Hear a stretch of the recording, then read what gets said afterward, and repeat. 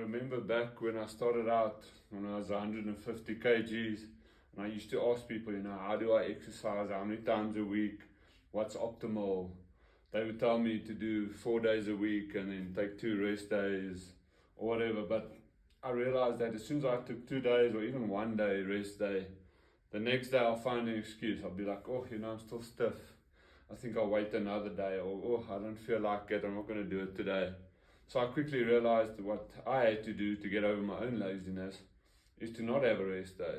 And instead of a rest day, I decided, maybe I'll do some forearms, some traps, just do something, just make sure that I make it a routine, that every day I exercise. So for the last 2 years, I've been exercising every day, trying different things, finding what works for me, till I eventually lost 50 kgs. And all I'm trying to say is that don't always listen to what's optimal, because sometimes what's optimal to most people might not work for you. So experiment, find what works for you, and do that.